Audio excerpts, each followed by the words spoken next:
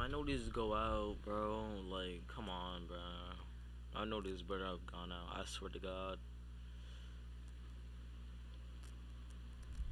This shit is actually annoying, bro. I'm about to actually stop this. Like, I can't even stream, bro. Like, oh my God.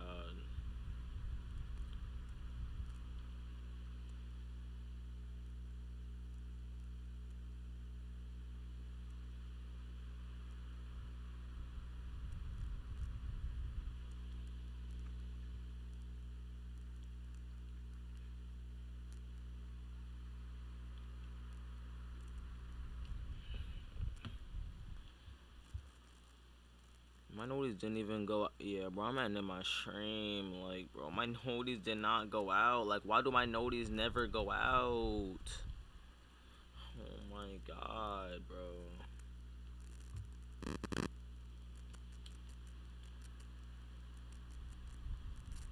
Like, bro. What's good, Sloth? What's good, Fritz? Like, bro, my notice didn't even go out, dog. Like, bro, shit makes no sense. Why you got two lives on? What you mean I got two lives on? I only got one live on.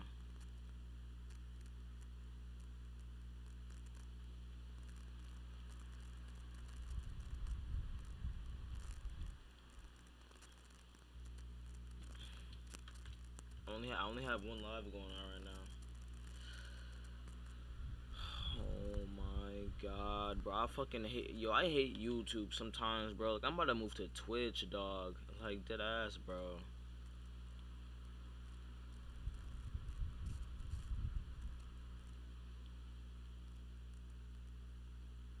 There's a reaction one in this one, bro. That's a video.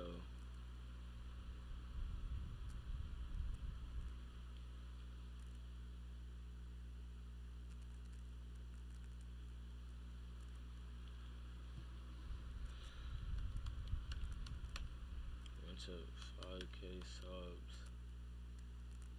Never mind, it just ended.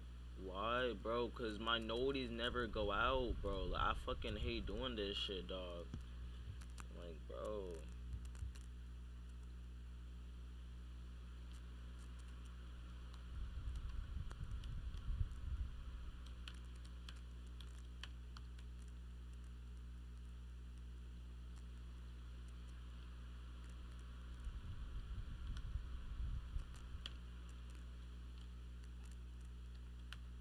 Like, literally, bro. Like, oh my God.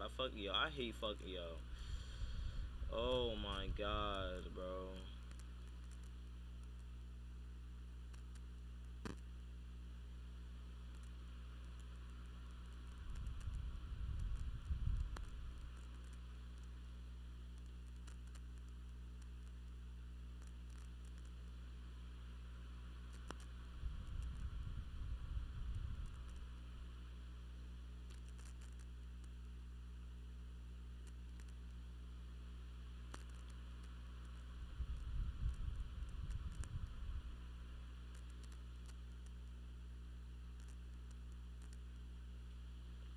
How much money you make from this? Or nah, I can't say on stream, but it's enough, Brody. It's enough. For my age, it's enough. But I'm trying to make much more than what I'm making now. I'm like, oh, I can't tell you like the exact amount of shit like that, but what I'm making right now for my age, I think is pretty good. Oh my God, bro.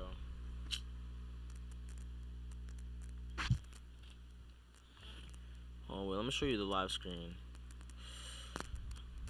Like, bro, like, why don't, like, bro, like, literally, like, this, like, bro, all these other YouTubers are able to stream normally with their notice going out, but my notice can never go out. Like, I don't understand, bro. Like, literally. Like, I already know how this stream finna go.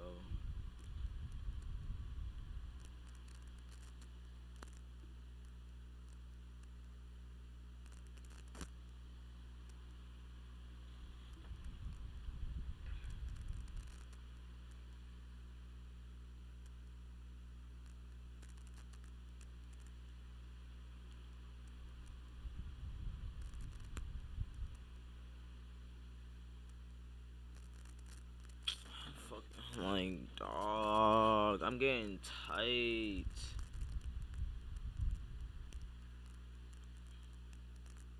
Yeah, dog, I feel you for it too, bro. I feel you. Oh my god, yo, chat. Do I keep on streaming or nah, bro? Y'all let me know in the chat right now. Do I keep on streaming or nah? Cause notice didn't go out. It's looking like I'm like it's looking bad right now, yo. So do I keep on streaming or do I end, bro? I'm gonna let y'all decide. Even though it's like only 4 of y'all niggas in here, I'll let y'all niggas decide. Oh my god, bro.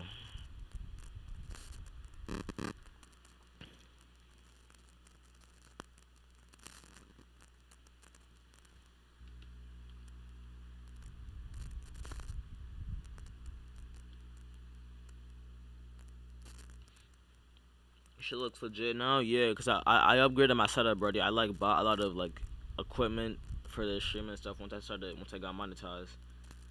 Cause I wanted to get monetized before I started spending money on my setup and shit like that. Keep streaming. Oh man. Alright, yo, well, y'all saw the title, bro. If we hit 30 likes, I'm gonna get on GTA. So if y'all want me to get on GTA, man, let's get 30 likes, bro. Also, let's hit 2.08k as well. You feel me? 2.08k. I'll give away another mod. I'll give away a mod. Yeah, that's pretty much it. You feel me? Like, I'm trying to share my shit out right now to see if like, if my notice don't go out for fucking in like an hour or something like that, I'm gonna be tight. But I ain't play music on this stream anyways, so I won't care. That's one thing. If you play music on your streams, you don't get paid off of it. So it's like I might start playing music off my streams until I switch to Twitch. To be honest, I'll show your channel on my YouTube Insta account. I bet, bro, bet. Alright, well, anyways, what are y'all trying to do? You feel me? It's a lot of shit that we could do, you know what I'm saying? So it's like I might start playing music off my streams until it's hot as hell where I'm at, by the way, y'all. So that's why I have on a tank top instead of like my usual like t-shirt or something like that.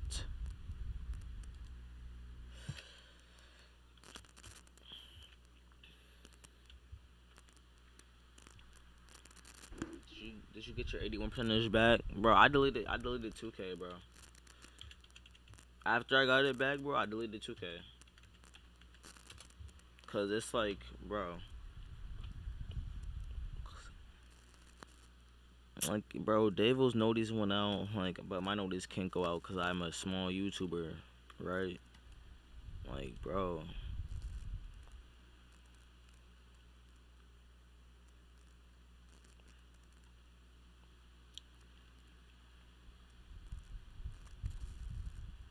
I was being dead ass about that shit, bro. I told y'all niggas, bro. Like, I can't play a game in that, bro. That's what I'm saying, bro. My circle next year, man. My circle next year, bro. We finna go stupid. I'm running with a group of niggas that care just about their percentage as much as I do.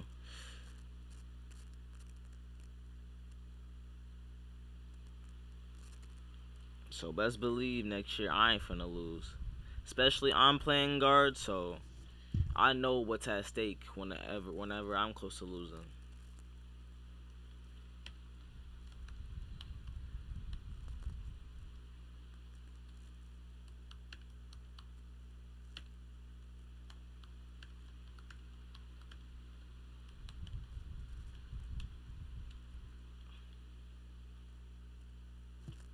You finna have a 21 percentage? On God, I'm not.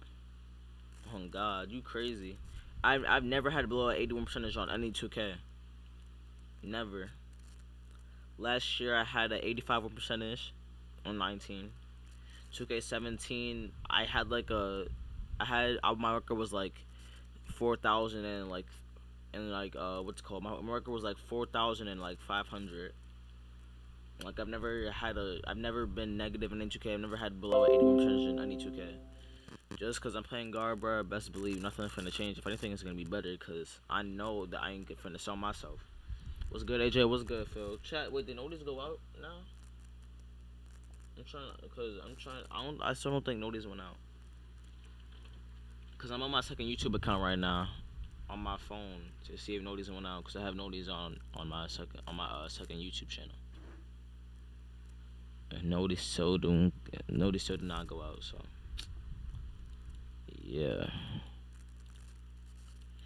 flex for me. I would if I can.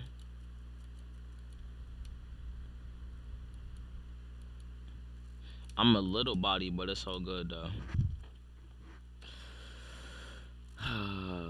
uh,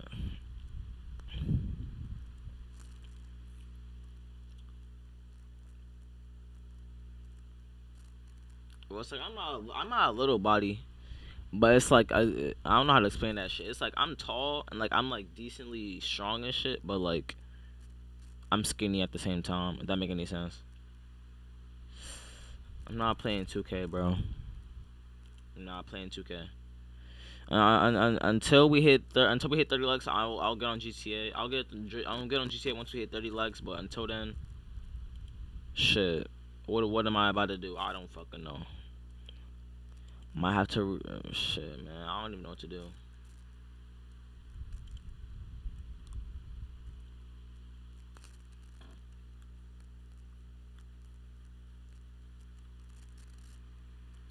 Can't find your Insta. Exclamation Insta, bro.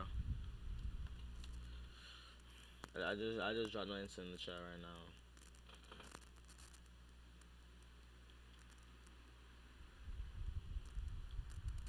Number react. Watch how to sell your soul. What the fuck?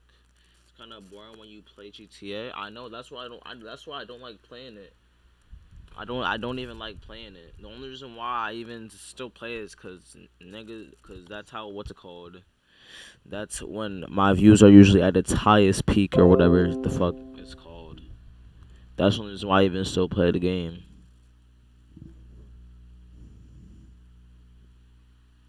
Watch porn. I'm not a virgin.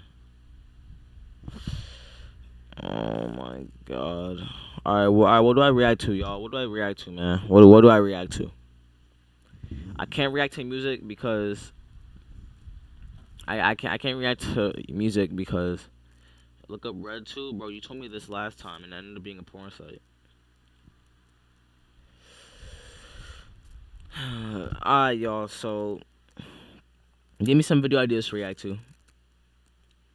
Should I do? I try not to do something. I'm in a game of 2K, so if I don't talk, then that's why I. See, you lucky, bro. That for y'all that bought 2K for free, man. Y'all niggas lucky, bro. Cause this game is fucking shit. I'm gonna just tell y'all that right now, bro. This game is fucking terrible. Probably one of the worst games you'll ever fucking play in your life. This game fucking sucks. This game is fucking terrible. React to TikToks or some shit. You know what? How you doing, bro? I've been chilling. You know what, bro? I'm about to just fucking. I'm about to just do a try not to get lit. Or oh wait, I can't even do that shit. Nah, I'm gonna do a try not to fucking. Here, I'm gonna just search up try not to, and then whatever pops up, I'll do.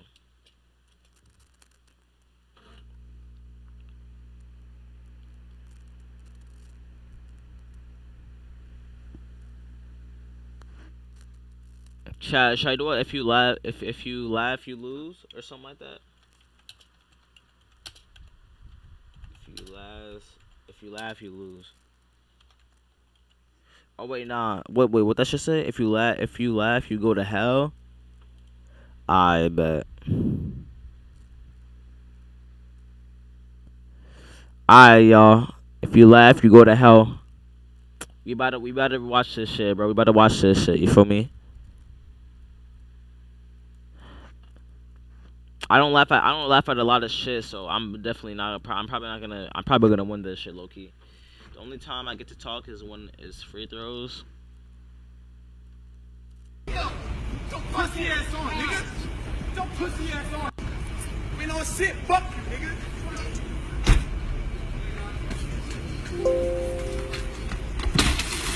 Fuck you.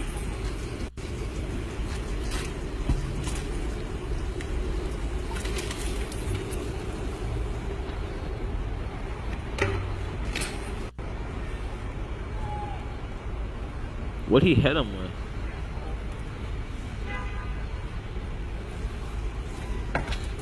In New York, I mainly rock. Oh my god.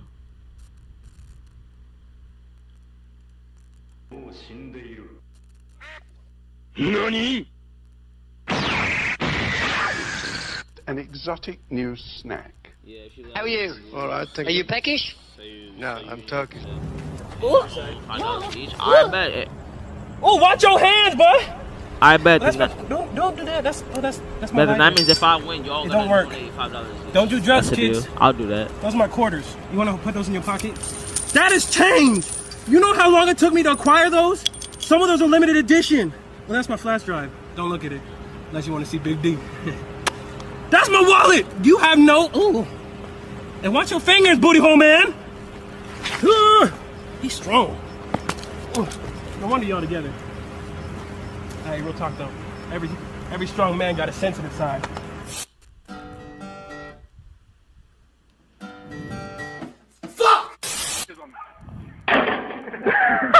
Swiper no swiping.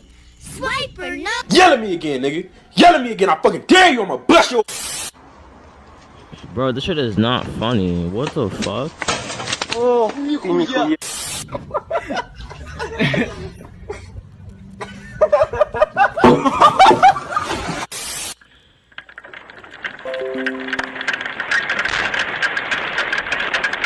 I believe I can fly. Oh, stop playing the fucking music. Do you have time to sing a goodbye song? Bro, no, before you no, go? I'm not doing this. How about shit, no, bro. you fucking raisin?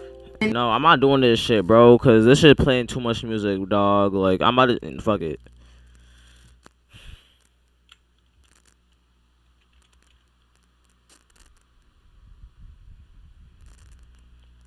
I'm not doing this shit, dog. Like, dead ass, be dead ass.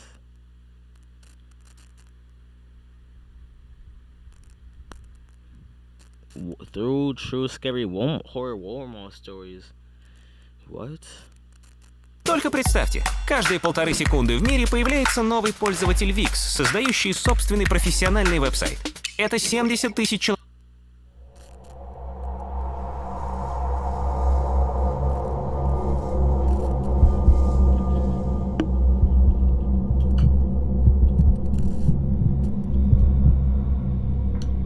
My name is Samantha. I'm 20 years old and I work at a Walmart by a small town called Jackson in Alabama. Since I don't go to school at a Walmart by a small town called Jackson in Alabama. Since I don't go to school full time, my boss would oftentimes put me on an overnight shift, back when the store was open 24 hours a day. Given that it was a super center, there would still be a number of employees working. My shift this one particular night was 10 p.m. to 7 a.m.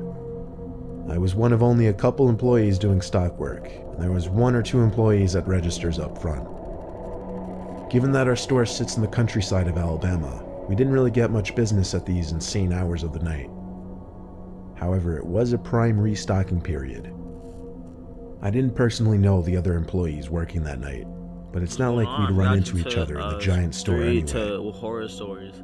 I started my night folding pants in the men's department and generally tidying up. I kept headphones in at night because usually there would be no one to tell me to take them out. The customer came to the jeans section, and at that time it was around 11:30 p.m., so it wasn't really that weird. People would still come in and close shop till usually around midnight. The customer came up to me and asked me if we had any more of the specific pants he found in a different waist size. I apologized and told him only whatever was on the rack. He thanked me and walked away. I made accidental eye contact with him as soon as he stood by the rack putting the jeans back. It was kind of awkward. He walked away and I continued with my work. Some time passed, and the store started to look like a ghost town. No one to be seen as far as the eye could see. I think it was like 1 a.m. I had made my way over to the appliances section. I was doing a lot of back and forth work with boxes from the back section where we kept all the items that were yet to go out. I brought a wagon full of boxes to one of the aisles and started stocking the shelves. Because the shelves were empty though, I was able to see someone through the next aisle over, and they were watching me. Well, only up until he noticed me notice him. Then he looked away. But his eyes looked really familiar. I stepped closer to get a better view, and I realized it was the same customer from like 2 hours earlier. How in the world could he still be in the store? Without making it obvious, I took the wagon with me and passed the next aisle over just to get a look and see if the man had any items in his hands. His hands were completely empty. No way could he be shopping for 2 hours and not pick up a single thing. Something wasn't right. I quickly finished up restocking the shelf with coffee machines and other appliances, then brought the empty wagon to the back area. I chilled out in there for a while because, quite frankly, I felt like that guy might have been following or watching me longer than I realized. I played on my phone for a little while in the employee lounge. Then when I figured it was time to get back to work, I decided I would do grocery work instead, just to be in a different part of the store. I went into the dairy cooler and filled a bunch of crates with dairy products like milk and yogurts. This took a lot of time to do because I had to check the dates on the products and such. Over the loud sound of the giant refrigerators keeping the cooler cold, I heard the door to the dairy cooler burst open. There was conveniently a gap in the boxes sitting on one of the pallets that allowed me to peek through it to the door of the cooler. And I shit you not, it was that same customer. I ran to cover under one of the shelves and pushed a big box full of eggs in front of me. I didn't have to worry about making noise because the refrigerators were so loud. For anyone wondering why I decided to hide, well, I already assumed this guy was hanging around the store watching me. Seeing him in the employees only section, never mind that, coming into the dairy cooler, seemingly something bad was definitely about to go down. I hid behind that box with my head down for the longest time, expecting to hear the doors to the cooler open and close eventually. After a while of hiding and not looking, I assumed maybe he left after looking for me. I lifted my head from my arms for the first time and looked up in front of the box and screamed. He was right there, smiling at me, standing over the box. But his smile vanished as soon as I started to scream. He tried putting his hand on my lips to muffle my scream, but I didn't allow that to go any further. I pushed the box of eggs over right into him, and the eggs falling to the floor made him step back, looking down at his shoes. I ran right past him, but he didn't grab me, so I continued to run till I found another stock worker and told him to help me. The employee's name was Bob, I remember from his name tag. Suddenly, the man from the dairy cooler came up to the two of us and apologized, Bro, how is explaining this that shit he a was horror from corporate story? and was What the coming to make fuck? sure everything was running smoothly. He said he didn't mean to By the scare way, me bro, and was simply checking I up know on me you in the like dairy making cooler money to make on, sure like, I wasn't getting slacking gold off. card, it's like 10,000. This Bob Oh, guy I did seemed to already, believe it bro. all, This but shit then again, he is didn't scary, seem very bro. smart at all. Oh God, LOL, this shit funny. I asked the man why he put his hand on my mouth, and he said he was trying to avoid making a scene. Then, shockingly, he gave me the order to finish up the appliance section, and he disappeared. As he was speed walking away down the aisle, I called out, "What's your name?" And he called back, "Tom." And just like that, he was gone. The next day, I called one of the managers and asked if there was supposed to be a visit from corporate the night before, and if a creepy man named Tom sounded familiar. My manager, Margaret, said it sounded like complete bullshit. There was no record of anyone from corporate named Tom who was supposed to come visit, nor would anyone from corporate ever be in the store at 2 a.m. They then went ahead and checked the camera footage, and a police report was filed when they realized this was a random man, and the cameras proved this man had been stalking me between the aisles for the better part of the first few hours of my shift. I told Margaret I couldn't do night shifts anymore after that, and she understood. I still work there, but more so as a day stock person or a cashier.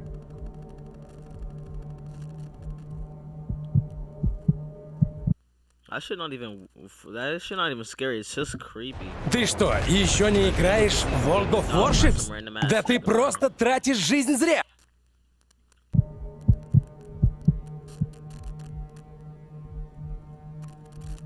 What's one place you can go to and find the weirdest, freakiest creatures in our society? I swear I've never been to a single Walmart where I didn't see at least one eye-catchingly strange human being. Strange does not even cut it for what I'm about to tell you. It was the Thursday before Black Friday. My Walmart was open extra late. I was in there around 11 o'clock looking for a new laptop.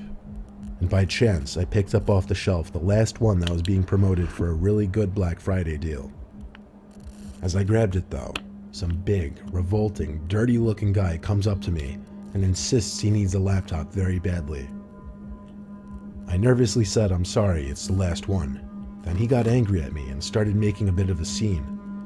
The man clearly wasn't normal, and my heart started racing simply because I don't get put on guard in these kinds of situations a lot.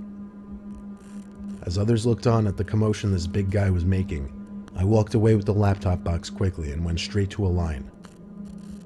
He kept yelling at me as I walked away. It was unbelievable. Some other customers on the line even tried to laugh with me and make me feel better, saying the guy was a nut. So I get home. My family's all asleep already. I go outside to sit in the yard by the pool and set up my new laptop. Then the light on the side of the house turned on. The one that turns on due to movement. I went to check the side of the house to make sure no one was there. Would that thing go off once in a while? Yeah, but there's a small patch of woods right next to the house, so animals would often run on the property, triggering it. Either way, I'm kind of a big pussy, so I went inside, locked the door, and finished setting up my laptop in the living room. The car alarm suddenly started going off outside. I recognized it to be my Cadillac. I looked out the window to confirm this. I ran to get my keys upstairs, then tried pressing the panic button to turn off the alarm. It didn't work from the inside, so I stepped out to the porch and clicked it off. But then I noticed a car parked in front of our house that wasn't there earlier when I got home. And any cars parked in the street on our block was suspicious enough.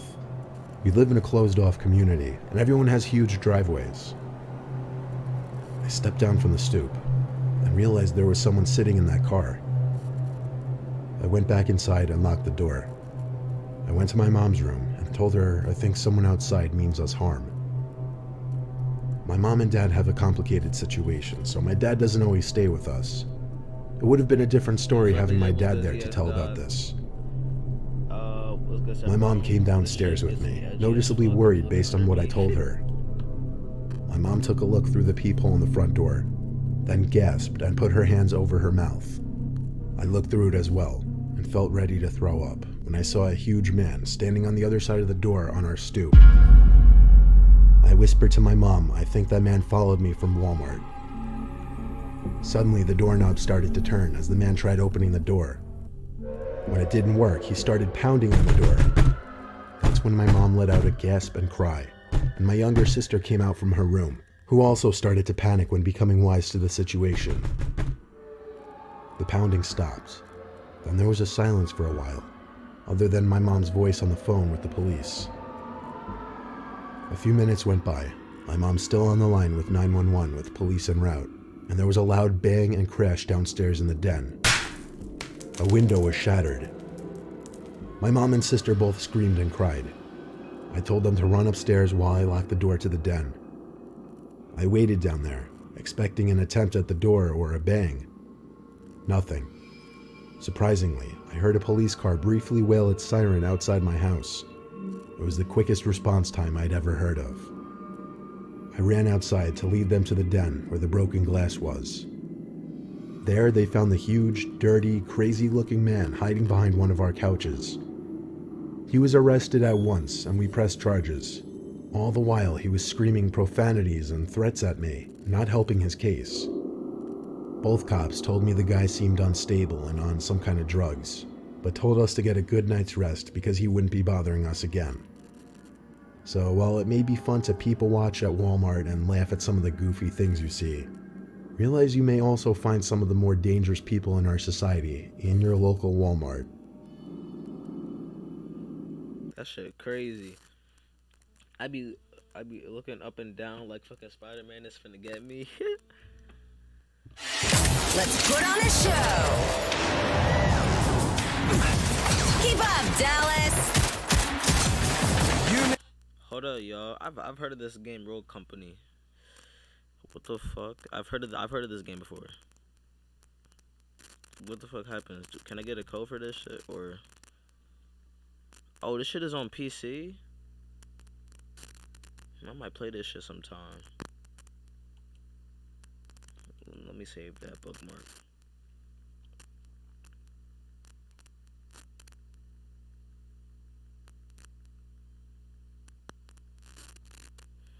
I might play this shit sometime, y'all. Make this too easy.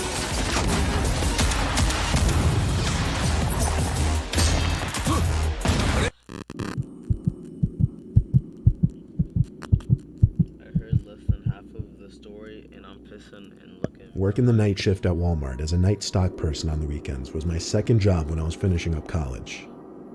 I needed to pay off my loans, so I had to make money however possible. I didn't deal with customers or anything. I would just sign for night deliveries, do warehouse work, and stock shelves in the store during after hours. The typical shift would usually be either 11 to 7 or 12 to 7. On July 9th, 2015, a Thursday night, I still have it locked into my brain. I was midway through my shift in the electronics department when I saw in the corner of my eye someone walk past the aisle I was working in. This wouldn't usually catch my attention if it weren't for the fact that there were only 2 other workers in the building with me that night, Alvin and Baco. They were both wearing the same staff shirts I was wearing. I would know because we all clocked in at the same time. The person I saw in the corner of my eye was wearing all black, so I naturally walked to the end of the aisle and did a little peep around the shelf. No one was there. I yelled both Alvin and Baco's names, so when they didn't answer, it made it even stranger. But regardless, I went back to work. I was holding in a pee for a while, and I told myself I'd go when I finished work in that aisle. Seconds later, there was a huge crash a few aisles down. It actually startled me. I ran over to see what it was, and a bicycle was somehow knocked off its hook. The hook was still fine and in place. It seemed like someone would have had to put effort into knocking this down. I hung it back up and started walking around the aisles, suspicious as hell. I got to the last aisle towards the back of the store, which was the paper and cleaning aisle. Then there was this freaky-ass sound that I could best describe as a laugh. It sounded like it came from literally the next aisle over. So once again, I did a short run back to that aisle and felt my heart drop when I saw a man dressed in all black, waiting by the end of the aisle with his back facing me, but his head turned so that all I saw was only half his face. Then he suddenly ran, not towards me, but down some other aisle. I heard his footsteps running around. I was faced with a choice of chasing after him or going to find my 2 co-workers, and I chose the latter. All the while, I heard these freakish laughing sounds and footsteps that I honestly felt like were circling me. I found Alvin in the women's department and told him to be on the lookout for someone who wasn't meant to be in the building dressed in all black. We didn't have walkie-talkies, so I asked him to tell Baco if he ran into him. I excused myself because I couldn't hold it any longer. I had to go to the bathroom. I ran to the employees-only bathroom, which was in the warehouse section.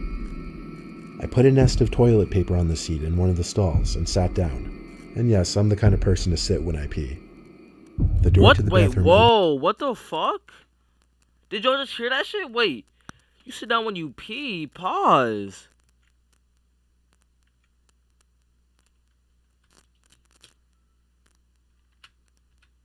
House section. I put a nest of toilet paper on the seat in one of the stalls and sat down. And yes, I'm the kind of person to sit when I pee. Oh my god, oh my fucking god. This nigga really is a bitch.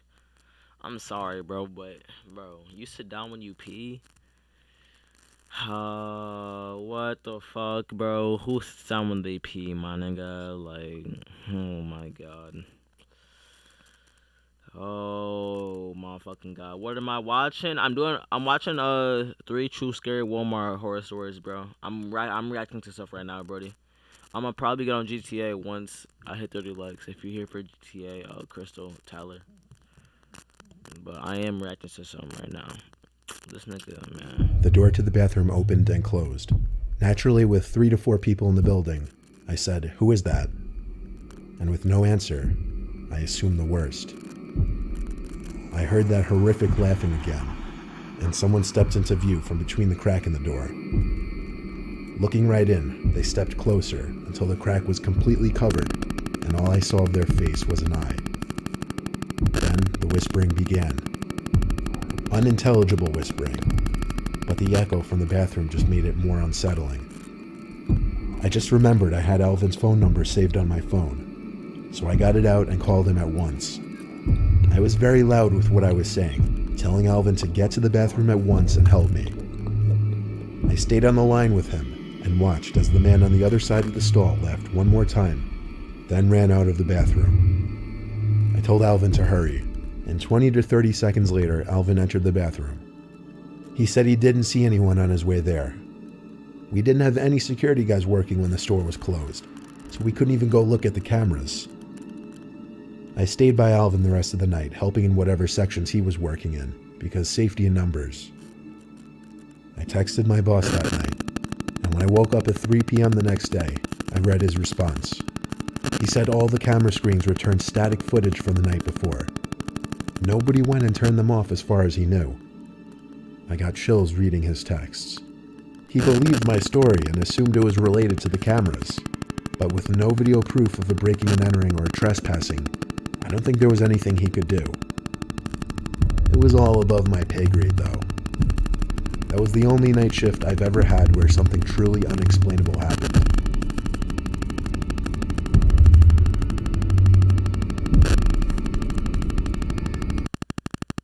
Damn, bro. Alright, this one, I give it to him. This one, this last story, that's some freaky shit. It ain't scary, but it's something freaky.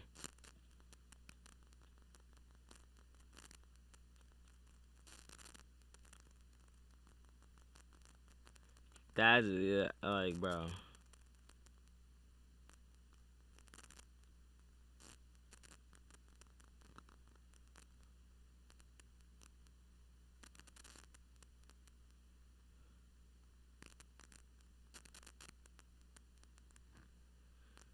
Shit, bro.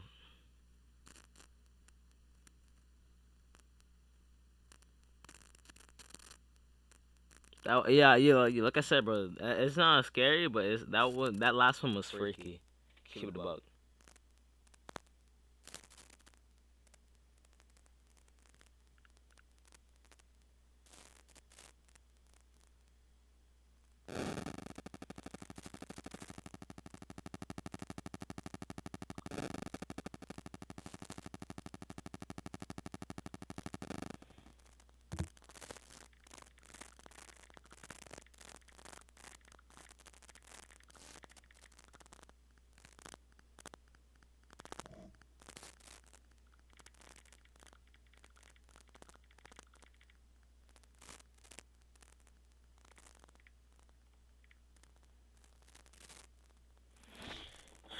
Alright, y'all. Let's watch 4 disturbing true high school stories.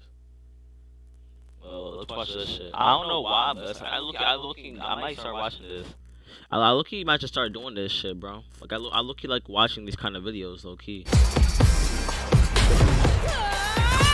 Yeah, I'm gonna sub to this channel, bro. I'm gonna sub to this channel. Okay, I'm gonna sub to this channel.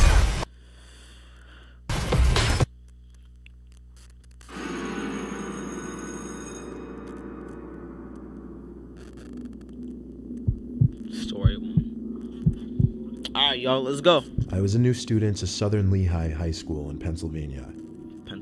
Going into my junior year of high school, not knowing anyone was really rough.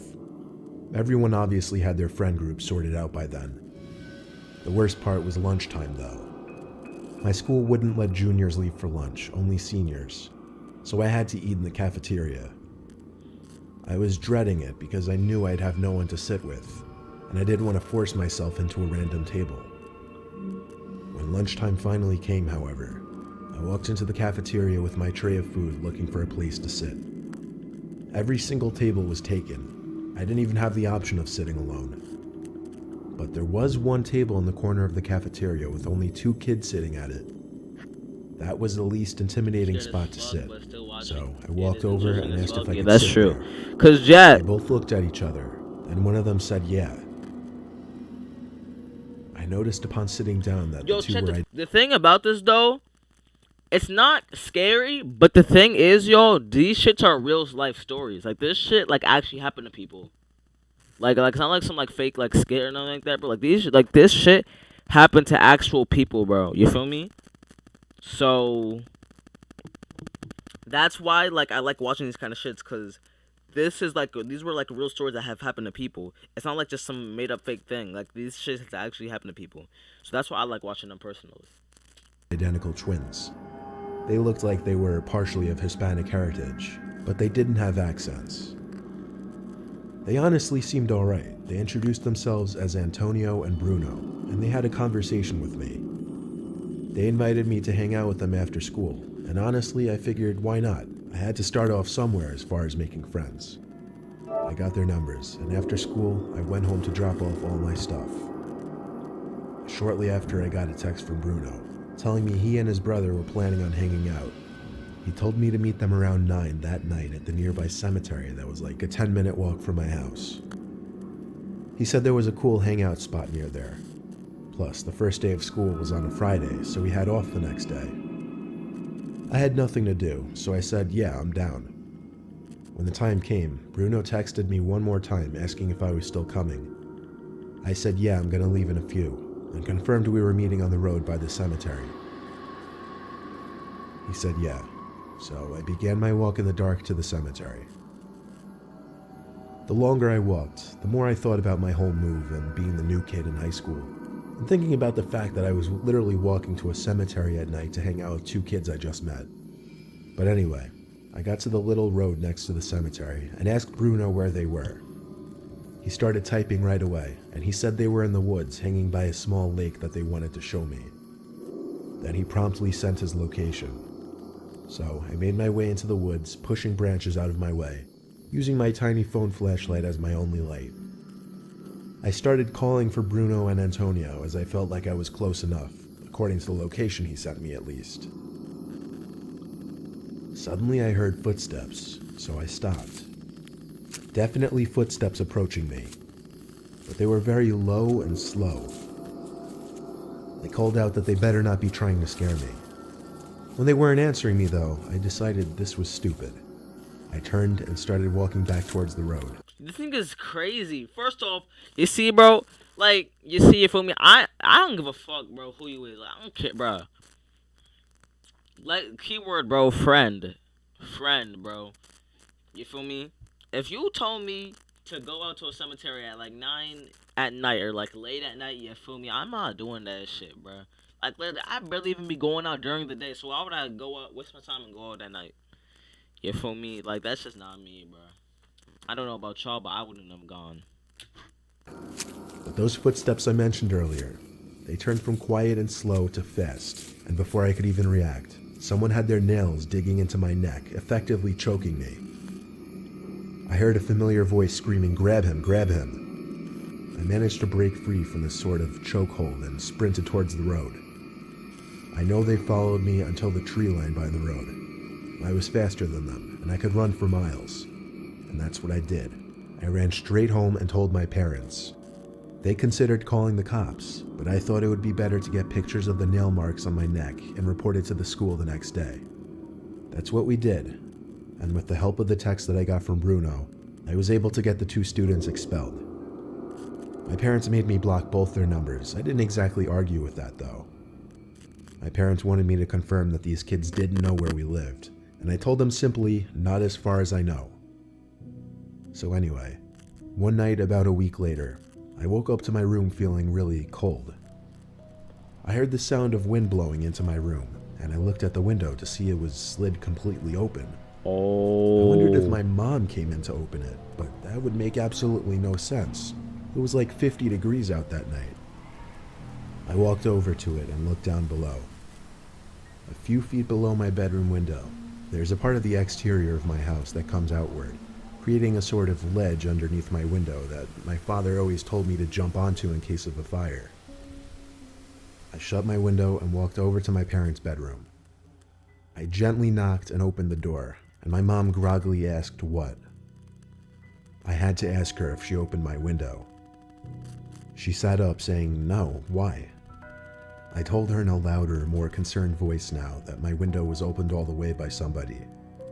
She started shaking my dad to wake him up and go check my room with me. But when he woke up, he told me to grow up and go back to sleep. What the damn? My parents' door open as I walked back down the hall to my room. Then, I picked up on something that I'm surprised I picked up on. My door. It seemed to be half shut now, as opposed to completely open when I left. I pushed the door open just a little bit so I could get a look through the crack and see if, someone was behind the door.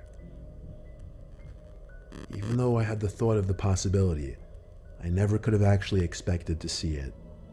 There was someone hiding behind my door. Oh shit! I screamed for my dad like a little girl. I screamed so loud I'm sure it could be heard 3 doors down. Then my door suddenly slammed shut, just as my dad came rushing out of his room over to me. I screamed there's people in my room, so he barged into the room and turned the light on. At that moment, we saw the leg of a person jumping out my window. My dad ran to the window, then downstairs and out the front door to attempt to chase them down. But he came back a few minutes later out of breath, saying he didn't see anyone. Full of energy and fear, I swore it had to be those twins that I got expelled. My dad called the police, and I had to talk to them when they arrived, explaining the whole story back to the incident in the woods. My father backed up my story, but without proof of who entered, they said there wasn't anything they could do. They merely ordered us to lock the doors and consider installing cameras outside. What the fuck? As positive I am that it was either one of or both of those twins. You see chat? Now listen, chat. Now, this is me, y'all. I already know that when I got my own family, bro, like when I'm my father type shit, you know what I'm saying, bro? I already know that I'm gonna have a gun in like my house, you know what I'm saying? I'm gonna have like multiple kinds of guns and shit. You feel me? I'm gonna own like at least 3 kinds of guns. I'm gonna own a shotgun, a pistol, and a fucking a shot. I'm just those 2 guns. As a matter of fact, I'm gonna own a shotgun and a pistol, and then like maybe like one more kind of pistol for my son to hold in case like I get into some shit. You know what I'm saying? And like I'm making shit. You feel me? Like you gotta make like, bro. I'm sorry, but that's like one key thing, bro. You gotta make sure that you own a gun just in case there's some shit like that happening. You gotta make sure you own a gun or something, bro. I'm sorry. After getting through a solid couple months of sleeping in fear, nothing to this nature ever happened again. Looking back now, I don't know why I was so willing to meet these kids in the woods at night. I should have realized in the cafeteria that day that they looked like trouble, and I should have stayed away.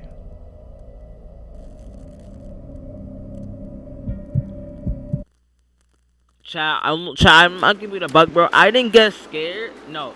It was a jump scare, bro, because I was not expecting to see that eye thing. You know what I'm saying? So y'all gotta like give me some like leeway with that. Me saying, oh shit.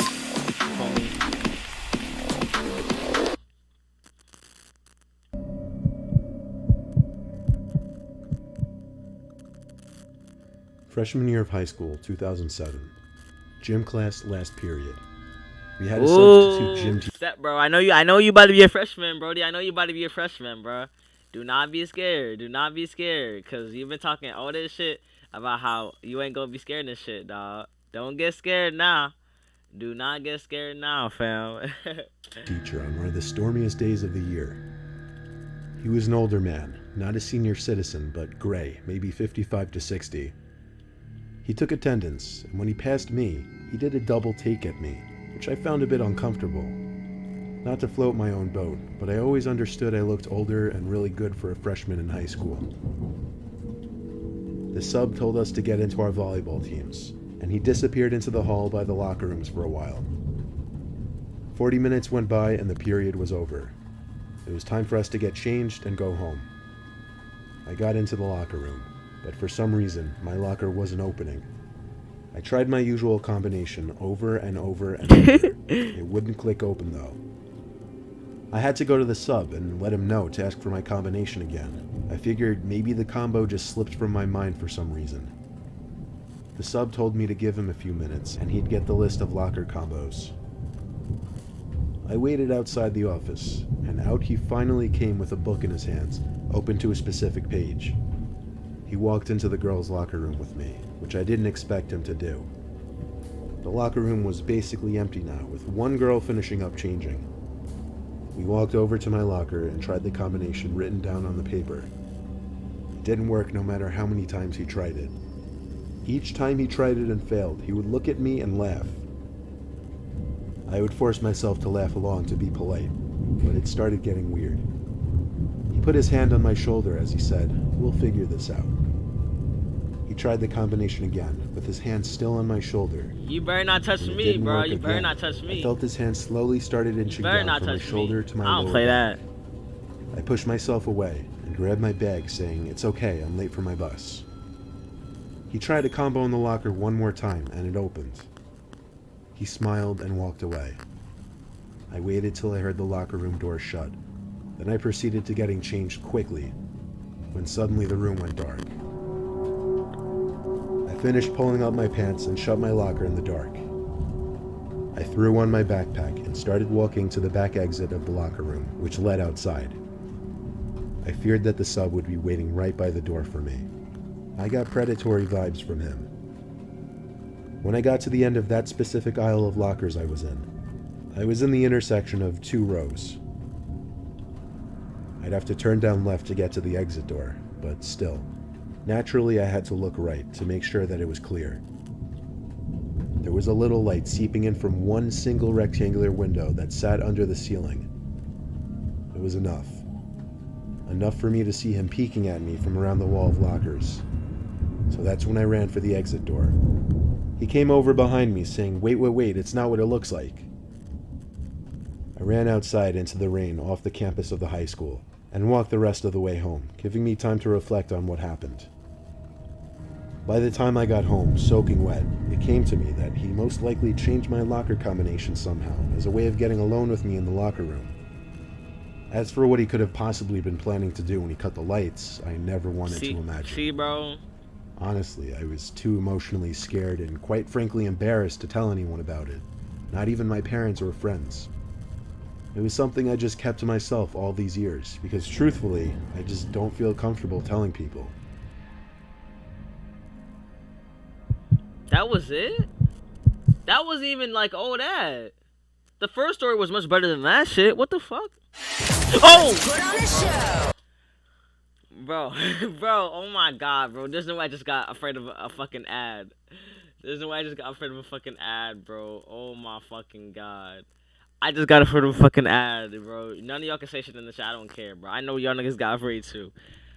Oh my god. Keep up! Now if it was a female, I'm down. Oh, hell no. You ass. When I was in high school, I was in the band. At my school, band was basically an easy A. It was either that, orchestra, or chorus, so I went with band. Anyhow, our band teacher, Mr. Nicholson, had the grading system set up so that as long as you attended class and went to your weekly lessons, you got an A. Sadly, towards the end of one quarter, I was missing 2 lessons. Because of that, my grade was a B. I went to him after class to ask if I could make up the lessons, and even though he seemed reluctant, he said he would let me come in during a lunch period and practice in one of the downstairs storage rooms to get credit for a lesson. I was more than happy with that, because realistically, I would probably just play games on my phone anyway instead of actually practicing. I arrived to the music room during my lunch period the next day, so I took my saxophone and headed down the stairs outside the music room towards the basement area for the music department. It was always kind of creepy down there because absolutely no one besides the music teachers would go down there usually, and the lights were kind of shitty. I'd only been down there a couple times before that day. But anyway, I walked down the hallway, and on either side were a bunch of doors that led into small, maybe 7 by 7 feet rooms. All of these rooms were used for storing things like chairs, music stands, spare instruments, Christmas decorations, and whatever. I stepped into one of the rooms and shut the door. I set up my music on one of the stands in the room just in case Mr. Nicholson were to come down to check on me. But really, I didn't plan on actually playing. I started playing games on my phone and then flick. Darkness. Like, as dark as it could get. Minus my phone screen. I looked over to the light switch to the room just instinctively, flicked it up and down a few times, but that did nothing. I stumbled as I got up from the seat to open the door, to more darkness. I held my phone out in front of me to light up this little hallway, even if it was just barely. I think I had like an iPhone 3 or something, and those old ones didn't have flashlights. Yo, next to the iPhone 3. Oh my god.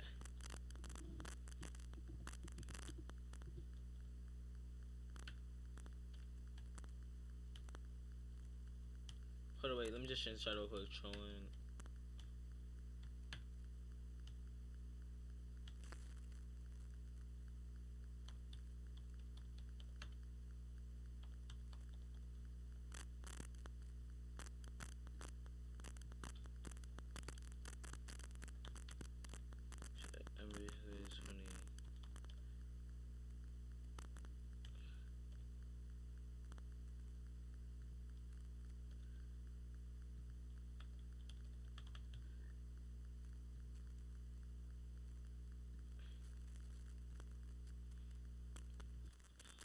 Alright, bet, y'all.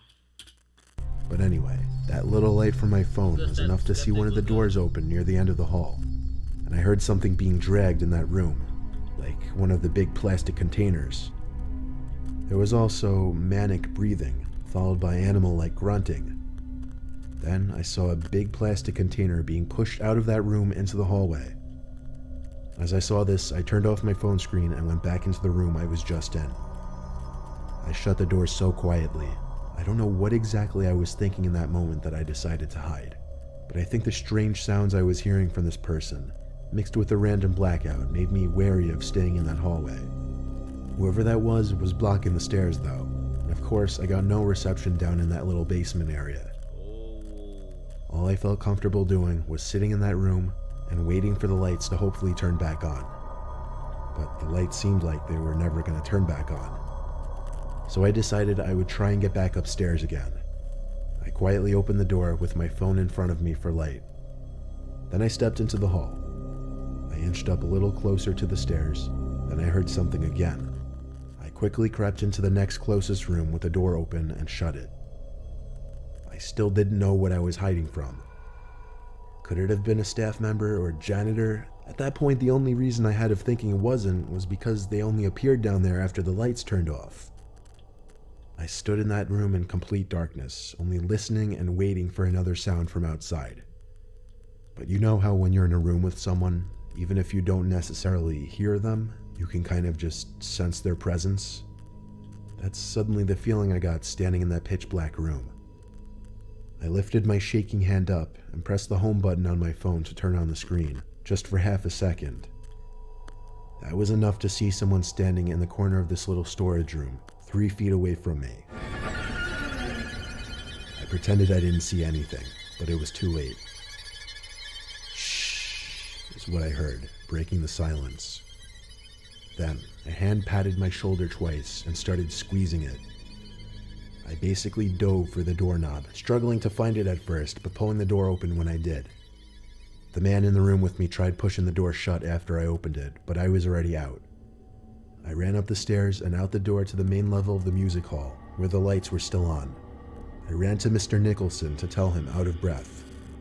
He called security to check the basement section of the music hall, but security came back upstairs and said besides a bunch of music equipment moved around, there wasn't anyone down there. The rest of the period, Mr. Nicholson canceled his flute lesson, and I sat there in the room with him and 5 flute players, explaining the whole story in detail. Without cameras in the music hall, there was no way of catching whoever went down there and killed the power for the basement. It seemed that he was trying to steal. I'm gonna tell y'all boys right now, bro. The build of people like this, bro. I'm gonna tell y'all their build right now, bro. Their build is they at least weigh damn near 190 pounds to like 210 pounds. They between 5'5" to like 5'8" 9, probably 5'10". You know what I'm saying?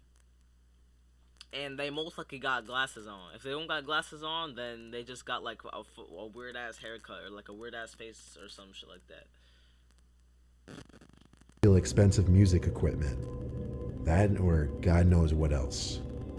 The next day, I was called into the dean's office to give my story of what happened, and the rest is history. It was the teacher? No, it wasn't. He ran to the teacher. Кросс-аут – бесплатный онлайн-экшен, в котором ты можешь строить и уничтожать. Собирай бронемашины из сотен деталей, участвуй в масштабных зарубах за ресурсы с другими игроками. Отстрели врагу колеса, и он никуда от... I'm bad? Oh yeah, what's good velocity? If I need to say what's up. One night, my friends and I hatched a genius plan. We'd sneak into the high school basement through one of the windows that was broken and never fixed. The thing about this window, you'd have to hop a short metal gate surrounding an outside staircase leading to the basement. Not that it would effectively stop anyone, but it added that extra barrier that makes you feel like you're really doing something devious when you crossed over it. We made sure there weren't any security cars anywhere nearby and hopped the gate. Crawling in through the window proved difficult, considering we had to boost ourselves up, then crawl through an insanely skinny opening. But once we were in, we were in. We kind of dispersed from each other to explore different areas. One thing was for sure, the basement of the school was a mess, and anything but interesting. There was little light. One small white light was on in a far corner, and the exit sign light actually produced more light than you'd think. I was looking around when I saw one of my friends in front of me. He whispered, "Let's go upstairs." So I followed him upstairs, and he opened the door up to the main hallway of the school. Everything was dark. I always thought there were at least some lights left on in the school at night. But no, not a single light was on. And all that really stood out as far as the eye could see were the various exit signs glowing red. I followed my friend down the hall and remembered saying, "Dude, this is really creepy." And he replied back, "Shh." But I realized he was right. Who knew if somebody else could be in the building besides my friends and I? Little did I know just yet. It's straight, it's straight. I followed my friend to the bathroom, and he went into one of the stalls. I whispered, "Hurry up." I waited for a while. Then my phone started to ring. I picked up, and it was one of my friends, Chris. He asked, "Where the hell did you go?" I said I'm upstairs with either Roland or Brandon. He said, "What do you mean? They're with me." And right after, both Brendan and Roland said hi, apparently on speakerphone. I stuttered the word "I" and stopped, trying to think straight. Then, there was a laughing coming from in the stall. Not the laugh of any of my friends. I looked up at the stall. There was someone looking over it at me, probably standing on the toilet. I screamed "holy shit" over and over into the phone as I left the bathroom. Out. I heard the stall door slam shut. I tried to run back to the basement in the dark, but it wasn't too easy to find in the dark. Luckily, I managed to find it, so I started to scream their names as I ran down the stairs. I screamed "go, go" when they answered, and we one by one jumped off some kind of bucket onto the window ledge and crawled back outside. I was the first one out though, afraid that person from the bathroom was following. When we were all outside, I explained to them, out of breath, while also laughing now that I felt safe with all of them next to me. I guess we were loud or something though, because as we all just started looking around at the whole school building and all the classroom windows, in one of the downstairs windows was someone with their hands pressed up on the glass. We could only see maybe half their face. I said that's gotta be him, as Roland ushered us to get the hell out of there. We ran until we were off the premises of the school, and that was that. We came up with a lot of possible explanations, but none of them really made sense. Obviously, we never did anything like that again, though. Damn. That shit's crazy, bro. That shit's crazy, you feel me? That shit is crazy. Alright, chat, what else y'all want to react to? We could, alright, so here's what we got, y'all. Here's what we got.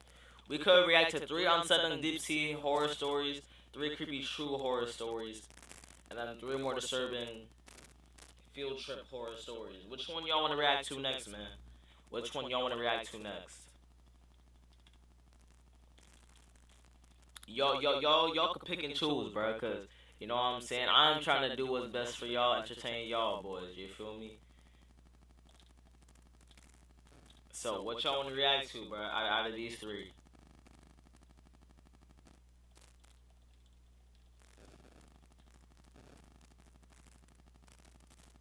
Three girls, one cup. What's that?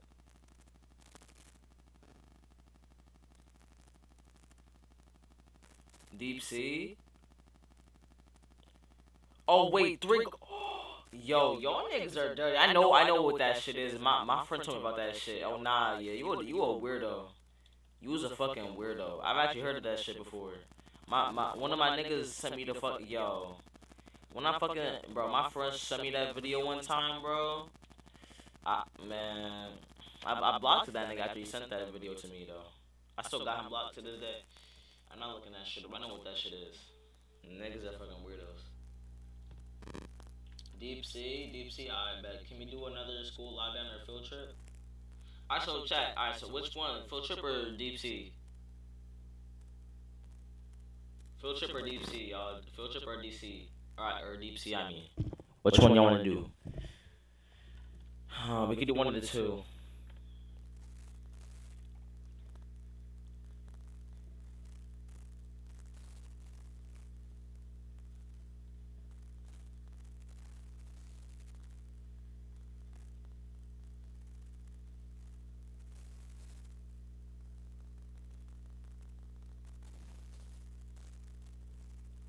Deep sea. Deep sea, I bet. Let's do deep sea.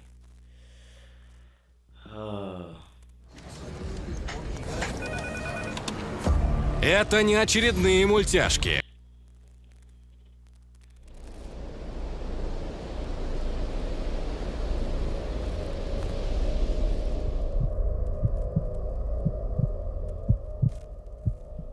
When my dad passed away, not only did he pass along his fishing boat, but he also passed along his love of fishing to me. The boat is a Rodman 1250, which has a decent-sized cabin, allowing me to go overnight deep-sea fishing. I usually fish off the coast of Mississippi, and would sail for an hour out to sea, then stop and spend the rest of the day fishing. That's exactly what I did one Friday, taking my cousin Jack. I planned on spending the night and fishing most of Friday, then sailing back. So after sailing out to sea for about an hour, I picked a spot for us to stop and cast our lines. We brought a radio and tons of beers to make the time more pleasant. The sun started to set, and seeing the sun setting in the horizon with no visual intrusions was a beautiful sight. Perhaps the last pleasant thing that would happen that night. By the time the sky was completely dark, we had already packed our stuff for the night and were inside the cabin playing cards and eating burgers. Mid-conversation, Jack stopped me and told me to listen. There was the sound of a boat motor out in the distance. We left the cabin to look into the horizon, but with no moon. It was just too dark to see more than maybe 50 feet in front of us. But over the calm waves, we did hear a boat motor. Whoever was out there didn't have their lights on. The lights in my cabin were on, which was definitely enough for anyone to see us and avoid hitting us. We were expecting the sound of the other boat to sail away into the night. However, it seemed to circle us for a bit, then abruptly stop. The motor just cut, and there was nothing but the sound of the calm water splashing against the boat. Jack started acting a little paranoid. He thought we were being stalked.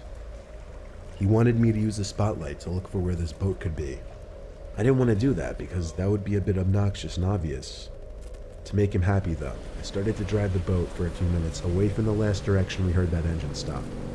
Although, maybe I did it because I was a little suspicious about it as well. I don't know why my nose... After a solid 5 minutes of driving the boat in the opposite direction, I killed the motor and we went back inside the cabin to resume playing cards. It felt like only seconds after we sat down, we heard it again. This time I heard it first. And it sounded like the motor was being given much less gas. We went outside again, and at that instant, the sound stopped. I'm about to order ice cream. This time I agreed with Jack. Turning on the spotlight was a necessity now. The spotlight only rotated 180 degrees, so I turned the boat a little to the right so that I could point the light out in the direction we heard the boat. The beam of light shot far into the horizon. I felt my heart racing as I slowly turned the light to point more to the right, and finally I stopped when the light started to land on a boat floating not too far away from us. I turned the light off at once and told Jack to turn the cabin lights off as well. What's a Jew? I put the boat in full throttle and sped away from the area. You saying that I smoke, but you crazy? I steered the boat for about 5 to 10 minutes before thinking it was enough. We hung out outside for a while to ensure we weren't followed again. When it seemed safe to do so, we went to sleep. However, I awoke to a thumping coming from above my head, above the cabin. I looked over at Jack, sleeping on the couch. I whispered his name a few times to wake him up, and I pointed up at the ceiling. He looked up, then back at me, with a look on his face telling me he heard the thumps. I opened the door to the deck and ran outside, and saw 2 men, one on the bow of my boat, the other on a boat floating directly next to mine. I've never smoked. I've never Jack came running out behind me. Both of the men slowly put their hands up in front of their faces and claimed they meant no harm. The one on my boat said they were simply almost out of gas and needed help. He said he was going to knock on my cabin door to ask for assistance, but in my head I was thinking, why was he on the bow of my boat then? I very low-key flicked Jack's thigh to indicate to him that I was getting ready to do something rash. The guy stepped down from the front of the boat to the lower deck, right in front of Jack and I. He was significantly taller and bigger than us. He looked at me for a few moments, then reached out his hand, expecting a handshake, without saying anything. I knew something was about to go down with these guys, and for all I knew, that could start with my shaking his hand. Instead of shaking his hand, I pushed the guy overboard into the water with all my strength. Then I ran up the stairs to turn the boat on, while I yelled at Jack to make sure they didn't get back on the boat. We were able to lose them in the night for good this time. I didn't stop though. I kept going the full 2 hours straight back to the shore. We made it back to my dock, and we slept on my boat that night. The next morning we packed up and drove home. Strange things can happen out at sea in the dark, but I never anticipated anything like that. I don't know what those guys were planning on doing to us on my boat, but considering they had been making a point of stalking us, I know it was nothing good. That shit wasn't even bad at all. I'm gonna keep it a buck, chat. That shit was not bad at all. That shit was not bad at all.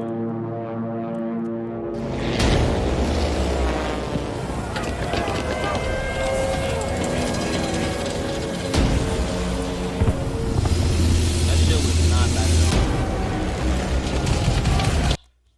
I thought the deep sea, bro. I feel like I should have done the field trip one, low key. Them school tours be hitting different. I went on a Norwegian cruise with a few friends. It started out as a great little vacation. However, by the 3rd day at sea, things started getting weird.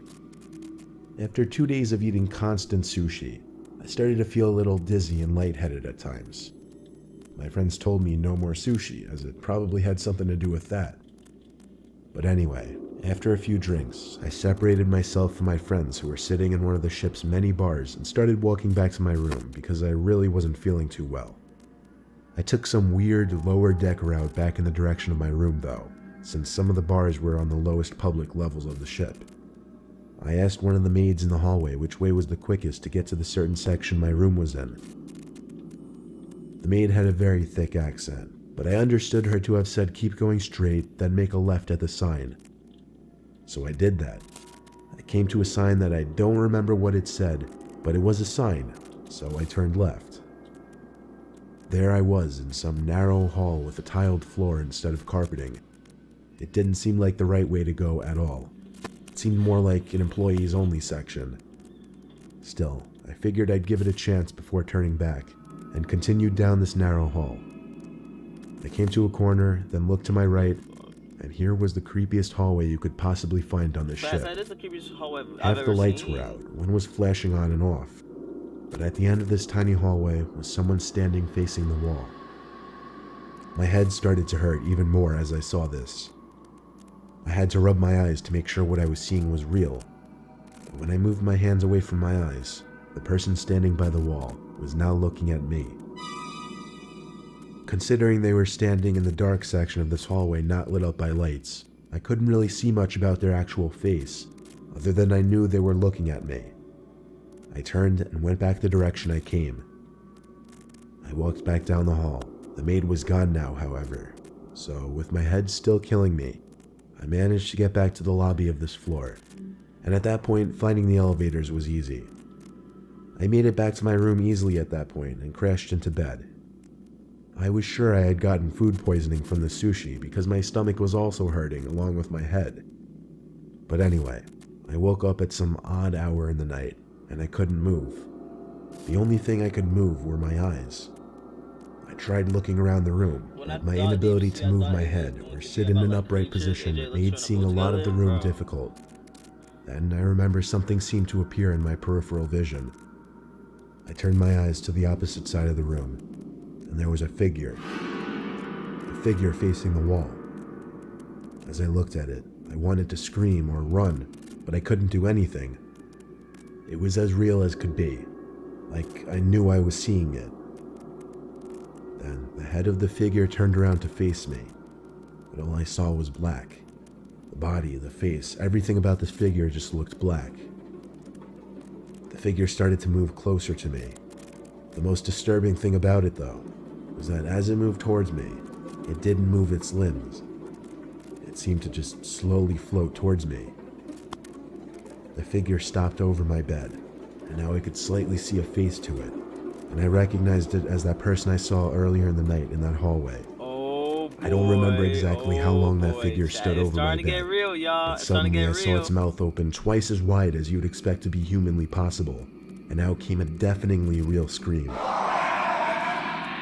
So loud that I think it woke me up completely from the sleep paralysis I was just in. The craziest thing I remember was the scream of this sleep paralysis figure fading into the scream of my own voice as I was finally able to make noise. I flicked on the light, and my friend, who was in the other bed, woke up asking what's wrong. I told him about the horrible experience I just had. He once again said I'd been eating way too much raw fish, and it was fucking with my head. My whole body was shaking and my voice was trembling. I went back to sleep and don't remember having another dream that night, but I still wonder if that person I saw in the hallway was real or not, because I'm 90% sure that's the hallucination I had in my paralysis. That hallucination was also the realest, most horrific thing I'd ever seen. So that was based off of fucking food poisoning. So nigga, you hallucinated. Calm down. Watch horror. I can't do clowns, bro. I can't do clowns. War Thunder – масштабный военный онлайн-экшен. В одном бою участвуют танки, самолеты и вертолеты России, США, стран Европы и Азии. Миллионы игроков по всей земле уже сражаются в War Thunder. Присоединяйся к битве и ты. Наземная техника бьется за контроль над стратегическими... Clowns are too fucking freaky. I'll do carnivals. I live on the east coast of the United States. Recently I moved to Florida from Georgia, and I figured it would take a couple days to sail my boat down there to our new waterfront house. I didn't have any cars with a tow hitch to carry the boat, let alone a trailer to carry it with. So sailing it seemed like the best option, while my wife finished up moving the rest of the stuff to our new house. I've never had food poisoning, so I can't I kissed my family goodbye and set sail. None of them were really willing to come with me on this adventure, and I didn't blame them. But anyway, I brought enough food and gas to last me the whole trip. The first day was a breeze. I got some sleep, then sailed for 10 hours the next day, with breaks in between, of course. By nightfall, I went to bed in the cabin. Sleeping in a rocking boat isn't exactly the easiest thing to do, so I was up for hours, rolling around on my sides trying to find a comfortable position, trying to press my head firmly enough into the pillow, thinking it would hide the unbearable feeling of the boat rocking over the ocean surface. Eventually, I heard sounds coming from above my head that I could best describe as small thumps. Did it sound like someone walking on my boat? I couldn't tell yet. With a medium-sized fishing boat floating out in the ocean, random sounds like creaks and thumps are going to be made. But these thumps were coming so rapidly and consistently, I started to get sick with the thought that someone out this far could be on my boat. I had to get out and look, but I wanted to be quiet. So I opened the cabin door very slowly, but before I could even open it all the way, I heard a big splash in the water. It sounded to me like someone or something jumped into the water. I was honestly scared I wasn't alone, even though it made no sense to me. I didn't want to go outside, but I felt I should move the boat away from whoever or whatever was out there in the water. So I ran outside to the cockpit and started the boat engine. I gave the boat some gas and got myself the hell away from there. Immediately, I heard my boat bump into something in the water. Not something heavy enough to cause any kind of impact, but heavy enough to hear it and slightly feel the boat bump. I didn't see what it was because, to be honest, I wasn't paying attention to whatever was out in the water. Plus, the lights weren't on. Anyway, I sailed for a few hours in the deep night because I was wide awake anyway. When I started to get tired, I killed the motor and went back to bed. Emphasis on the word bed, not sleep. Didn't we already watch this shit, nigga? Like, bro. I was still having trouble falling asleep. I figure half an hour passed and I started hearing more thumps. This sounds like the same story. More clear for some reason. In a split second, my heart started racing again. The thumps were consistent and deliberate sounding again. No way it was just boat noises. I felt like I was being followed by someone. I couldn't just sit there and hide in the cabin like this all night. I had to sum up the courage to go outside again. But when I checked, there was no one on the entire boat. Was it my imagination? Were the sounds really just coming from the boat? I decided that must have been the case, and once again went back inside the cabin to bed. I lay there, extremely silent now, trying to listen for any little noise. And when I did this, I heard something. I knew I did. It wasn't the sound of thumping or anything like that. 10 more, yo, chat, I got surprised. I had to perk up my ears to really pay attention, and I figured out what I was hearing. Hits 1,000, bro. It's 1,000. It wasn't the sound of the wind outside or the water hitting the boat. It was the sound of someone breathing. It was not the sound of my breathing, but someone else's. It was coming from inside the cabin, of course. I panicked, but I tried to maintain composure so to not make it obvious. I got out from the bed, walked outside the cabin, and locked myself in the cockpit. I intended on sailing until I could find a dock by the shore. There's a small window that looks into the cockpit from the cabin. It has a curtain. This shit is ass. I'm keeping a bug, chat. I turned every minute or so at least once to look back at it, expecting to see someone watching me. And one of the times I looked back, I did see someone. The curtain was curved up a little bit in the corner, and I saw someone's eye, and maybe a quarter of their face peeking into the cockpit. I turned away right away, acting like I didn't see them. I had the thought, what if it was my young son trying to scare me? But it wouldn't make sense. I saw him waving goodbye when I set sail from the house. It was 3 or 4 tense hours of hell, thinking at any moment someone could break into the cockpit and stab me, but I made it to shore and sailed through the narrow canal. I had already called the cops 15 minutes earlier, requesting they have a few officers.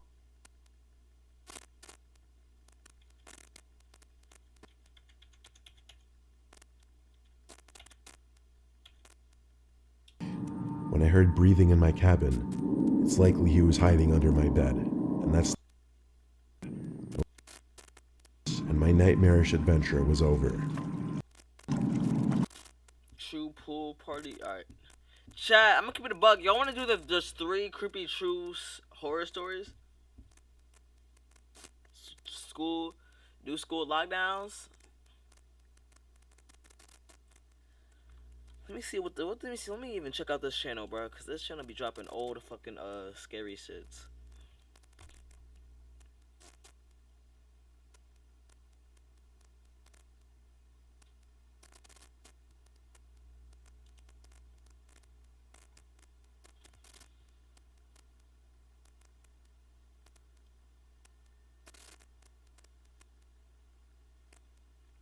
School. Alright, chat. I'm gonna try to find one. Oh, kidnapping stories. Chat, I think this is a. I think we might have to watch this shit, bro. Chat, I think we might have to watch this shit. Kidnapping stories.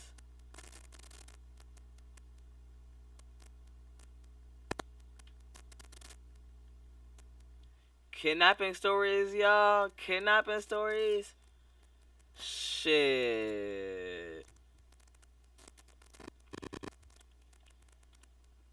We gonna have to watch this shit. We gonna have to watch this shit. This only right.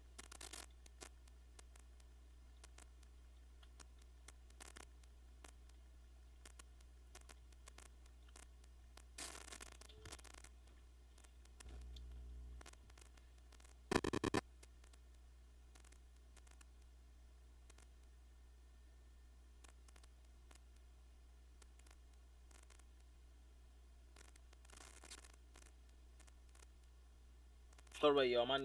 My door that should call him. Hold on, y'all.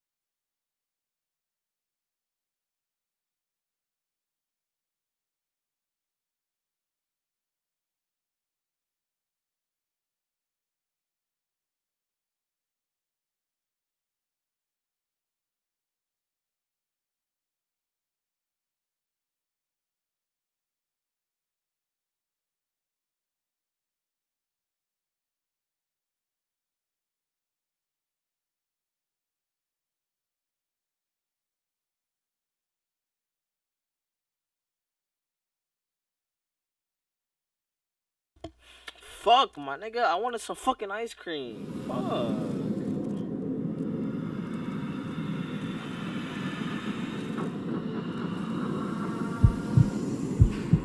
Nigga, I was trying to get some ice cream, bro. They ran out. Being a little kid is a scary point in your life, yet you're too young and innocent to even realize it.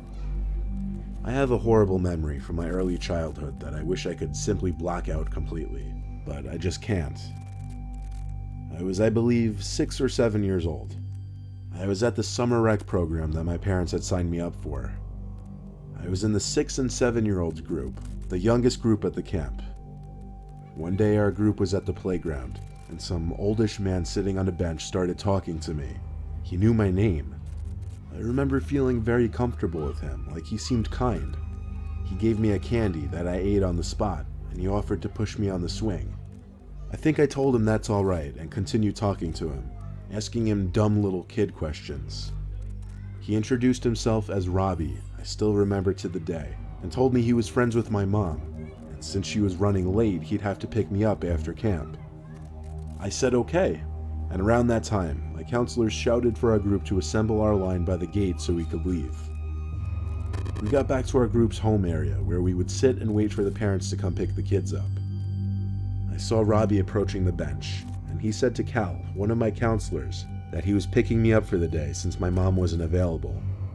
Cal looked at me and made sure I knew him. I nodded my head. Cal crossed my name off in his notebook and high-fived me goodbye, and I walked off with this Robbie guy. I remember he grabbed and held my hand as we walked, and I also remember that he was walking extremely fast, like it was hard for me to keep up with my short little legs. We made it to his car. He let me in the back passenger seat. He seemed to be in a hurry. He rushed into his seat, started the car, locked the doors, and started driving fast out of the parking lot. I asked, "Are you taking me home?" "Yeah," he replied. I remember hearing some yelling noises from outside the car. I lifted myself off the seat to look out the rear window and saw 2 of my counselors pointing at the car I was in to one of the park supervisors. This is when things got scary for my little self. As I was looking out the back window, the man screamed at the top of his lungs to get down. I got so scared I started to cry and tried opening the door when he was at a red light, but he had the child lock on. He tried to calm me down by apologizing, saying he was driving me home. I can't remember what exactly I was thinking, but I do remember being scared, starting to wonder if I was actually being brought home.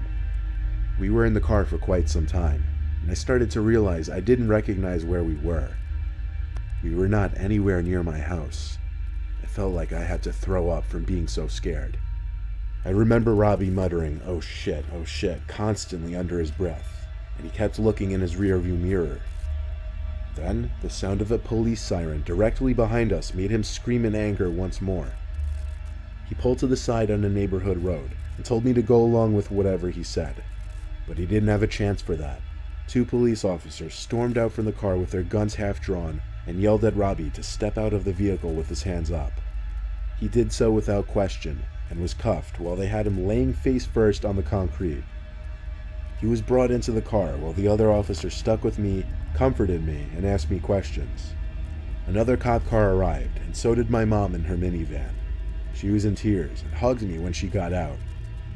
So backing up, when Robbie, or whatever his real name was walking me to his car, my mom had already gotten to the bench to pick me up, when Cal told her some man already picked me up. That's when they ran to catch what car we got into and called the cops right away. One of the camp supervisors was actually tailing us on the road, which is why Cal was panicking and how the cops were able to locate us. Now you can see why I wish I could block this memory out. It's disturbing, it's sickening, and I often have to think about the horrible, unimaginable things that could have been done to me if I had not been saved. Yeah, Chad, that's one of the big things. Shit. Bro, Join the greatest player community. Bro, chat. I've done so much crazy shit, bro, to where like I could have easily been kidnapped. Like when I was younger, bro, I would do like some crazy ass shit. Like, bro, like I've like opened the door at like 2 a.m. before when I've heard the doorbell ring. I've opened the door at like 2 a.m. when I was like a little kid before. Like I would like dead ass like go outside in the middle of the night. Just to just walk around, like, bro, I would do crazy shit, bro. But like the thing is, I live in like a gated, like what's called? I'm gonna tell y'all, like, basically, like where I would do this shit, bro. I would do it in like not like bad areas though. You know what I'm saying? Legendary capsuleers. When I opened the door when I was a kid, right? When I opened the door for like that random stranger as a kid, bro, it was like a family friend. So it's like it wasn't like as bad as like it was, you know what I'm saying? There was this one night after work where all the employees at my job clocked out a little late because we happened to be extremely busy that night. As usual, we cleaned the store and headed for the front to clock out. That night after work, I would be hanging with 2 of my coworkers. We smoked a blunt and went to Wingstop. All was well, and 1 a.m. finally struck. I needed to be home and I needed gas. I said bye to my 2 coworkers and headed for the nearest gas station. It was actually right around the corner from my work. Thank God, because I'd gone to work with it running on E. My car was running on fumes. Although being the closest gas station, I avoid this one for many reasons, as do many other people, especially at this time of night. There's often homeless drug addicts walking through it. Many people hit cars and drive off, fights, people scream in the cars. It just manages to attract the wrong people. So, as I'm pulling up to the pump, the high officially leaves. I come to realize that I'm about to pump gas at a cornered gas station hidden by buildings at 1 o'clock in the morning. No car, no person was seen in sight. I got out and turned around to reach inside for my wallet. I come up, and there's this homeless man going through the trash with this very large white bag. I'm not talking about big hefty that promises to keep all your household trash intact all the way to the outside trash can. I mean, this bag was freakishly big, and I couldn't see through it. Oh my god. I was startled at first, as I didn't even hear him walking or anything. I insert my card and look over. His head is in the trash at this point. I see him digging for recyclables, I think, and I just continue trying to get the thing to take my card. To be safe again, I make sure I lock my car once more, and this is where things get scary. As the sound of the car goes off, this man perks his head up, almost deer-like, and makes direct eye contact. He looks to be at least 6'4", but really skinny. He had injection marks all over his body, and his skin was peeling, rashing, and he had a buzz cut. Despite him obviously being a drug addict, his face wasn't affected too badly yet. Look, they gave me a bag big enough to fit a dead body in. The words didn't seem real. I felt the color leave my body. And just then, this man picks up an old metal little kid's bike from the other side of the trash can. He begins to slowly, step by step, come closer, and begins telling me he wasn't going to take me. He held the kid's bike like it was weightless. Mind you, I'm a girl and personally have no arm strength. I'm not going to take you. We're not going to take you. Don't look scared. Look pretty. At this point, I was already inching my way closer to my car. I jumped for it, and that's when I booked it out of there, and realized there was another man hiding at the pump behind me. The other man was wearing a mask that covered both his mouth and nose. So much could have happened that night, and I'm glad it didn't go the other way. I'm pretty sure that man was going to come up from behind me and either make me smell something to leave me unconscious, or who knows what.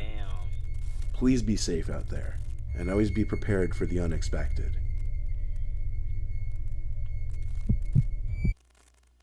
That story was weak.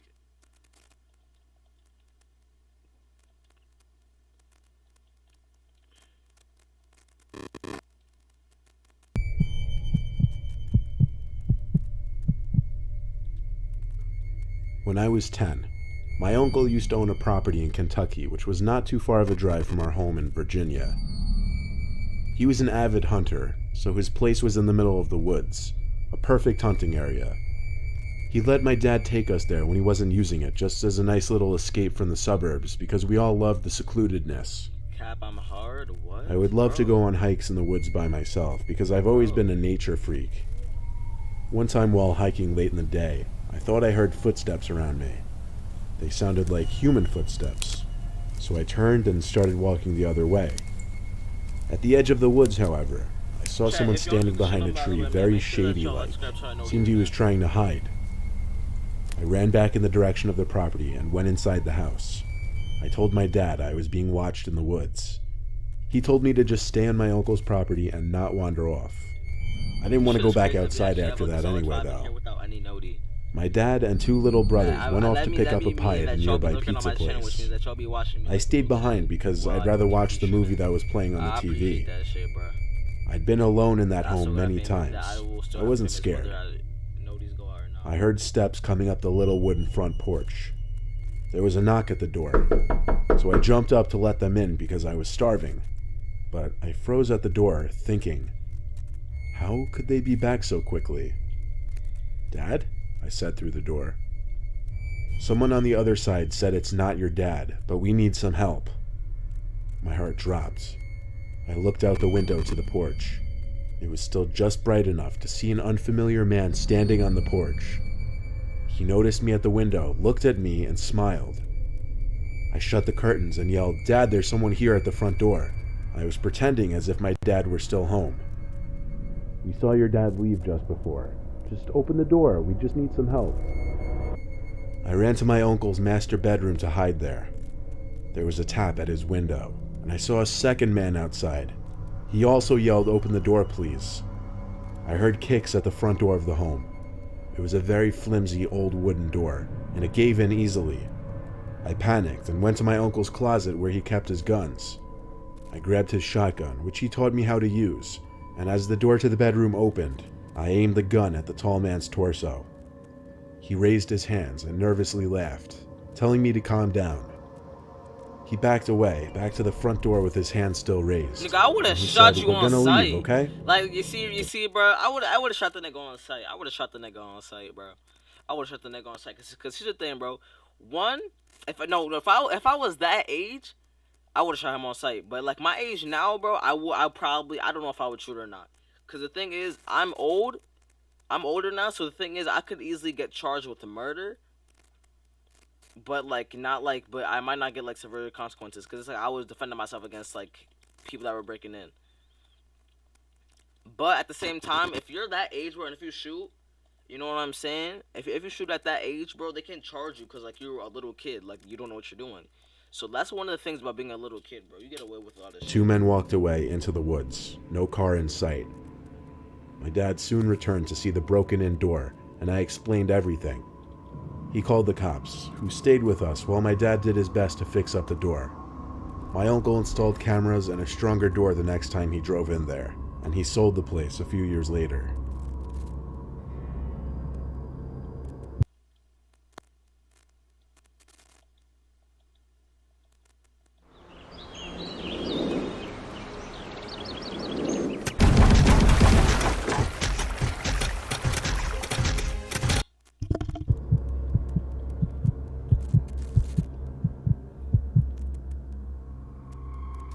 The following story takes place on one of the worst days of my life. My crazy ex-girlfriend and I had just broken up after having a screaming match in her car. She basically told me where I could shove it, and left me in the rain in some parking lot of an abandoned office supply store. It was way too late in the night to call either of my parents to pick me up, and of course my sister was in a different state, so I tried calling an Uber as I walked out of the lot towards the street. I swear, adding to my misfortune, every single Uber canceled on me, one after the other. It got to the point I wanted to cry out loud and scream. I was a 15-minute walk from home. I figured to hell with it, I'd walk it. But shortly into my walk, an SUV pulled up to me. 3 guys were inside. They seemed around 30. The guy in the back said, "Yo man, you need a ride?" I figured why not? What did I have to lose at that point? It beats walking in the rain. I hopped in the open seat in the back and thanked all of them.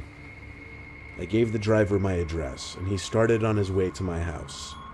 I tried making conversation by talking about how I just broke up with my ex, tried to make light of it, but they didn't respond in the way I was hoping. The guy in the front passenger seat turned to look at me. I looked back for a second, expected him to laugh or say something, but he just looked at me with this blank, emotionless expression, his eyebrows slightly raised, mouth hanging open as if he were trying to intimidate me. I looked away, out the window, though I could still sense him looking at me through my peripheral. I'm trying to think about what he said. Like, what kind of face was he making? Because he said, eyebrows raised, mouth wide open. Like, bro, like, what was it like, bro? What kind of face was he doing? Because I'm just trying to figure that shit out. Because, like, how you look intimidating having your mouth open with your eyebrows raised? The GPS voice said turn right on the next road, but the driver turned left. Uh-oh.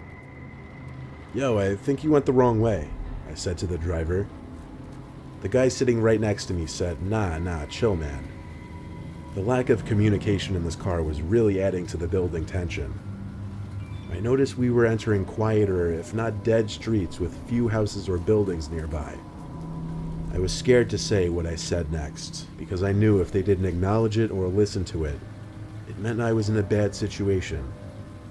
I asked the driver to just drop me off on the side, I'd walk, and his response was just laughter. The guy in the front passenger seat joined him in laughing. The sound of the doors locking as the car was coming to a stop was the moment I knew. I knew I had to run. I flicked the freshly locked switch back up and pushed the door open. The guy sitting next to me started yelling, "Get him," as I felt his hands try to grip my arm. I got out from the car though, and I ran into the adjacent patch of trees which sat next to the parkway. I bolted across the parkway, and yes, there were still cars speeding by at this hour. I almost risked my life passing that parkway just to escape those goons. I'm not sure if they were just trying to rob me, kidnap me, or what, but I feel like if they were trying to just rob me, they could have done that anywhere and driven off. But they didn't. And that's what scares me to think about. Man, that shit crazy. Nah, the thing is, alright, now if you're in that situation, y'all, you kind of fucked. You kind of fucked, because you in a car A, you in a car 1-2, bro. It's 3-on-1, bro. So it's like, in that situation, it's like you damn near, like, basically, like, you fucked up. Unless, like, you're somehow, like, just able to, like, just get through that shit or something like that.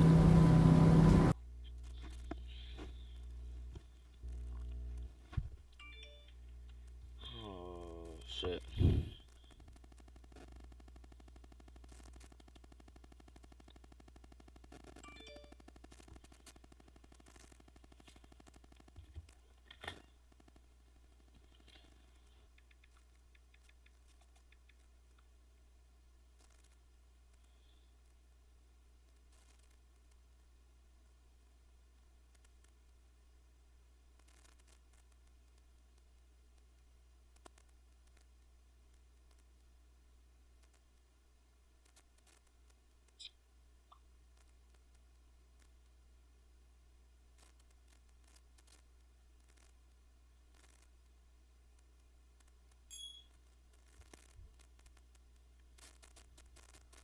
Kick his nuts? You can't, bro. It's 3 of them, so you don't got time to like kick nobody nuts or like try to like do some like crazy shit. You gotta like just run.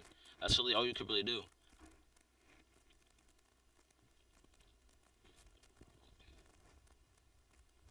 Oh, 3 disturbing true unknown creatures. This is Velocity's. This is something that Velocity wants to run. This is something I know Velocity want to see.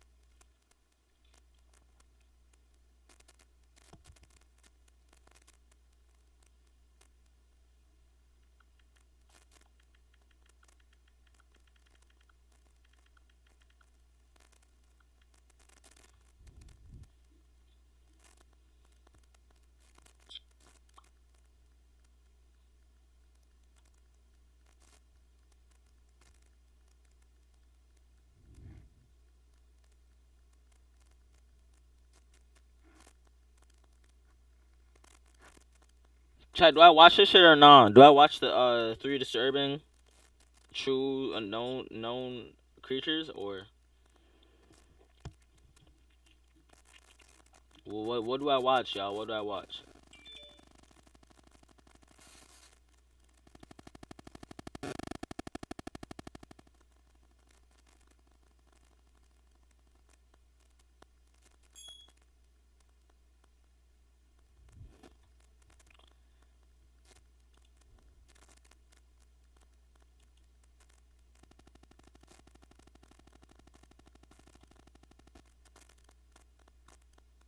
Hold up, y'all. Hold up.